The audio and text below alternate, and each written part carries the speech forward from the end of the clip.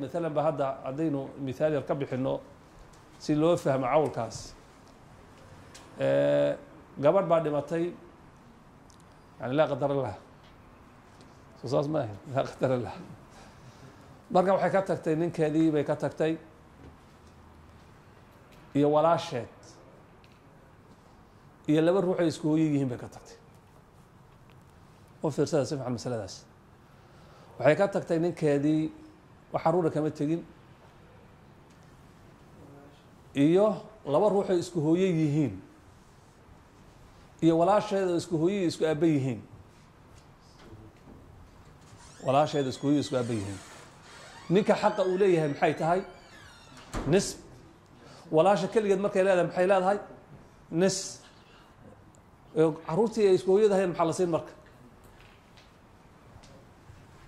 waa qadeen wey marka halka haddaan sidaa ugu binayno masalada way qadeen dadkii marka dadkaasi aysan ilaahay baa u sheegay oo hadday gabdhaha caruurta isku hooyada tiriin hadday hal ruux yahayna inay qaadanayso sudus hadday ka badan yihiin fahum shurakaa'un fi thuluth idan sharcadaasi say wax haddaan dhahna adna niskaada qaada karo niskaada qaada iyagu waxaan dhahnaa iska socdaan dhahnaa waa maya wey marka waa in xal la sameeyo oo la waxeeyo marka waxaynu leenahay markay sidan qaabkan tahay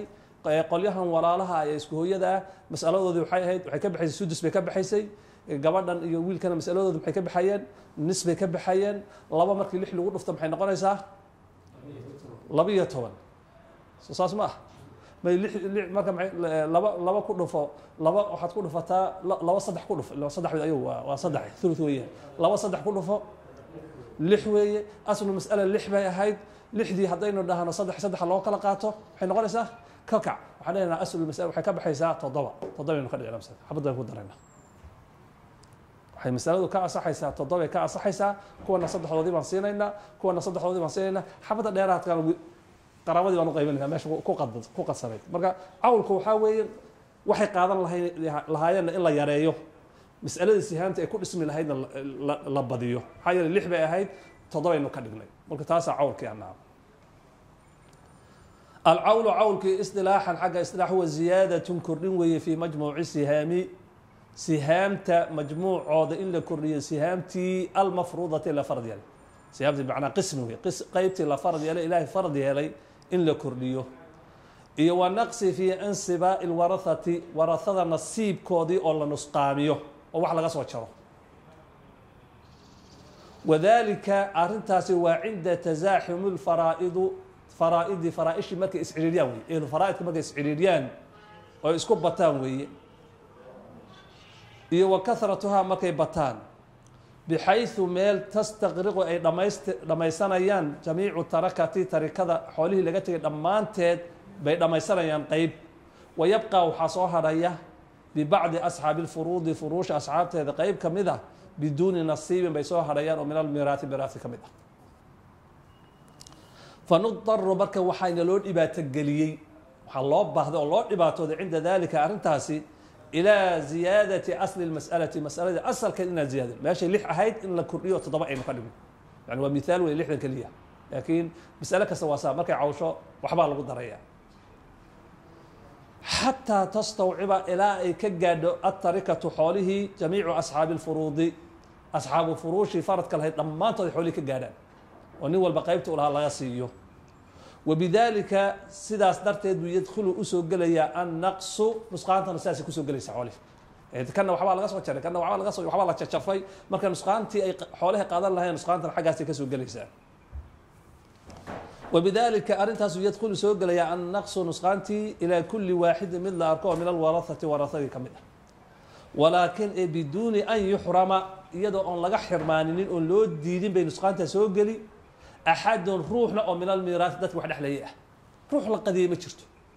لكن ميدو وحبا لقى صوت شري وحبا لقى صوت شري روحي قدر هذا أنت الأسبوع ده يلسي وأول حادثة أوجه الرئيسي فيها مسألة أيضا أرد فيها عول أوجري مسألة أوجه الرئيسي حادثة أوجه الرئيسي عول قري وقعت وحيد على في عهد عمر بن علي xilligii Umar baa waxa dhacay sidan oo kale xoolihiiba qaybsan waayay Umar baa saxaabada isku yeeray way wartaliyahdi nimankan Ilaahay baa u sheegay Quraanka in ayaguna wax leeyihiin ma qadina oo ma kuwan kala siinaa mise waxaan u jajafnaa inuu jajafnaa li waxaan isku soo celin واستشار الصحابة صحابتي ولا شوري ووحي بل طريق محين سمينا فأشار عليه وحو إشارة زيد بن ثابت وحو إشارة بالعول إن كرديو مسألة أصل كذا إن كرديو هذا اللي هيدا تدور لقى ديو هذا اللي بيه توانا هيدا أنت أي كأس حيث كل بالو قدره سيداتك ورب حولها اللي قارسين فقال عمر مركه وحوي أعيل الفرائض والفرائش كردية هذا النسخات قيمين كرويدان كردية فرائشة وأقربون الصغي سنيعه عمر سنعدي وحا قري أو صغي الصحابة صحابة دي باسوقتي صحابة دي الكرام وناس اجمع بين نقطة مركه اجمعوا صحابة سياسة لغو كل مي مسألة عول حلق عمر بين عضي حلق عمر صحابة ورنبا كو كلانتي كدبنا والو دقمتي لا إيو عمر لقصهم بالله إلا يهدى لغو دقماه يعني مسألة عول لا استعمالها فأصبح ذلك مركا أرنتها وحي أهاتي إجماع لسكو وافقي على حكم العول عول كحكم كيس يعني عول كان وزيادة ديوي مسألة أصل كده إن الكرديو وماشي كأس صح يسودتك أو قيب سنة اللي جيو وأصول المسائل مسائش أصول هذا 7 وي فرائش أصول هذا وتضبوي سيد ضبط تضبطها 3 صدح منها أو 7 حق هذا هذه تعول ويعوشها عول باقلة نسخان باقلي كرتا ولا كردية و4 أفر لا تعول معوشه أما 3 صدح دي التي تاسو يدخلها أسنقلين العول عولك أسنقلين فهي تاسي 6 ويه و12 ويه وأما 3 صدح دي التي تاسو يدخلها أقلي العول عولك أقليه فهي تا 6 لحدي ويه وال12 ويه لبيه طبنكي و24 ويه انتاس أيو قلا انت أيو قليا محاكو صهاري مقلا محوسن قل 8 مقلو 4 مقلو intaas oo dhan ma galo marka ila waa toddoba weey toddobada marka ka soo reeb saddexdan inta kale oo dhan uu galaya marka caaw inta kale oo dhan ma galo ee toddobada uu galaya afarta kale ma galo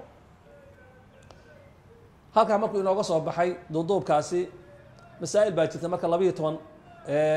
lixdu ilaa 3 jeer bay cawshaa 3 jeer bay cawshaa waxay cawlaysaa toddobay gaaraysaa way ka soconaysaa haday cawli weydo ilaa 3 jeer bay isla walaabaysaa lixdu لا يرث مسألة كلو مركب مصنف انت مركب انوغا سو بخاي واما الاربعه افرتي التي تاسو لا تعول ان عولين فهي تا الاثنان ولبدي وي اثنان حاجه كبخدا هذا نسبه كبخدا اثنان وحي كبخيسا ثلث كبخيسا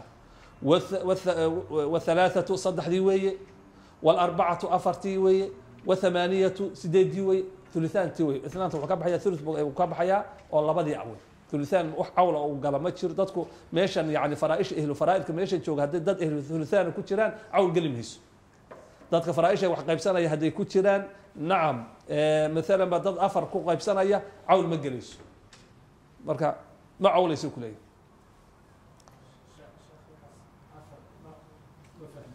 ya islaantu ruuxa ku dhaxay afarta waan ku Soomaaliyeed islaantu markay ninkii caruur leedahay maxay ku dhaxashaa xaas rubuc waa afarteedii marka zawjka markay islaantu xaas leedahay maxay ku dhaxlaa rubucdu waa afartii weey marka naam islaantu markay caruur leedahay maxay ku dhaxashaa